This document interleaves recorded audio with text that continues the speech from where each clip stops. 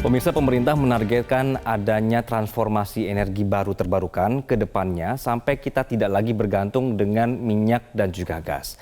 Salah satunya adalah penggunaan nuklir.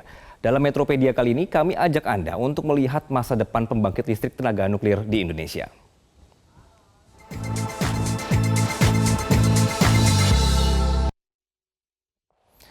Baik, pemerintah menyebut kita sudah memasuki fase 1 dalam pengembangan dan kesiapan infrastruktur.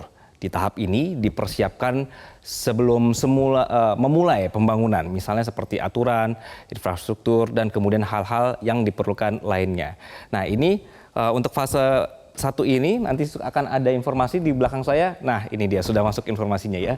Jadi pemirsa, fase 1 nuklir ini juga sudah ada aturannya. Jadi di peraturan nomor 79 tahun 2014. Saya bergeser sedikit ya, ini karena seperti menghalangi. Oke. Nah, ini akan masuk opsi untuk nuklir sebagai strategi nasional pemirsa. Persiapan PLTN ternyata di negara kita sudah berjalan selama 40 tahun, cukup lama. Nah, salah satu persiapannya adalah pendekatan kepada masyarakat.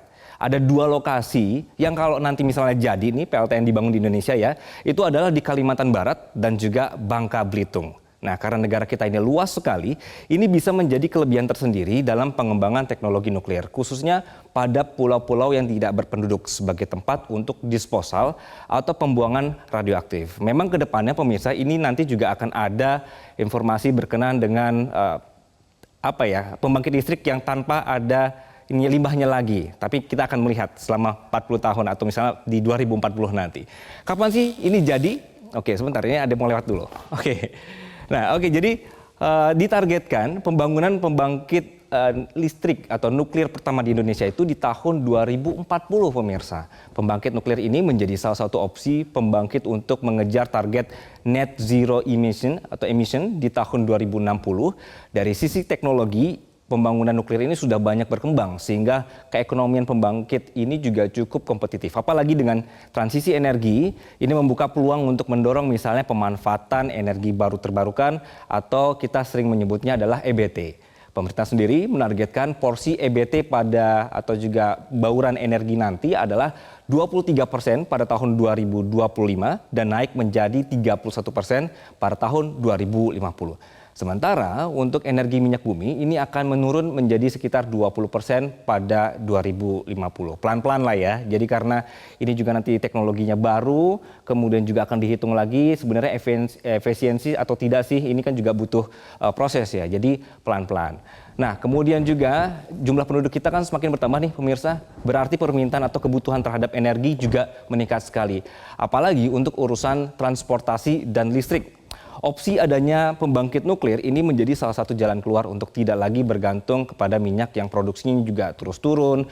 Belum lagi juga mengurangi impor minyak bumi karena kebutuhan domestik juga. Sehingga pemanfaatan nuklir ini terus dimatangkan perencanaannya. Karena selain untuk pemenuhan energi, PLTN seperti info di sebelah saya ini juga bisa menjadi penggerak perekonomian nih pemirsa, ada datanya ya. Dan juga termasuk membuka lapangan pekerjaan di sektor ini. Banyak sekali nanti jumlah pekerjaan baru yang akan terbentuk ketika nanti sudah ada PLTN-PLTN di tanah air.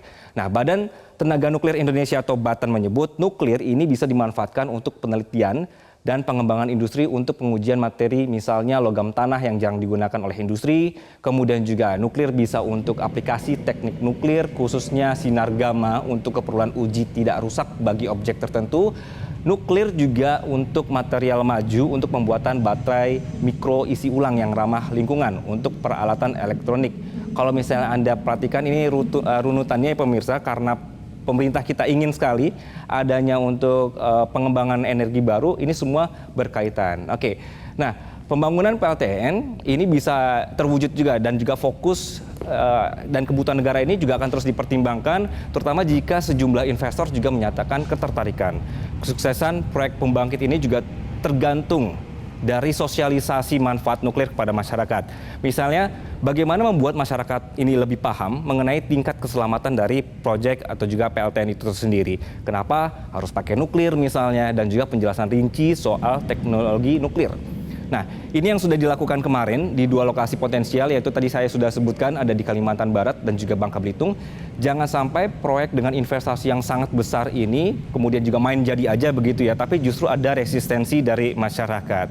Nah, ini juga ada informasi bahwa investasi pembangkit listrik besar sekali. Kepala Badan Tenaga Nuklir Nasional atau BATN ini juga pernah menyebutkan bahwa pembiayaan pengadaan PLTN itu sampai di angka yang sangat luar biasa. Ini kalau dirupiahkan di angka 197, triliun rupiah. Ini terhitung untuk 2.400 megawatt. Ini besar sekali. Dan memang masalah pembiayaan ini menjadi tantangan terbesar dalam pengadaan PLTN. Ini juga akan menimbulkan pertanyaan, apakah dengan investasi sebesar ini, dengan harga listrik yang lebih murah? Jadi menurut Jarod, ini bisa didapatkan sekitar 6-7 sen dolar per kilowatt hour. Saat ini harga listrik dari PLTU, dari pembangkit listrik tenaga uap, ini berbasis batu bara di sekitaran 6-8 sen per kWh. Namun sekali lagi, ini juga harganya juga berubah karena harga batu bara gitu ya. Ada pertimbangan bahwa nuklir bisa tahan sampai 60 tahun, sementara PLTU lebih pendek. Begitulah, jadi masih tarik ulur sebenarnya.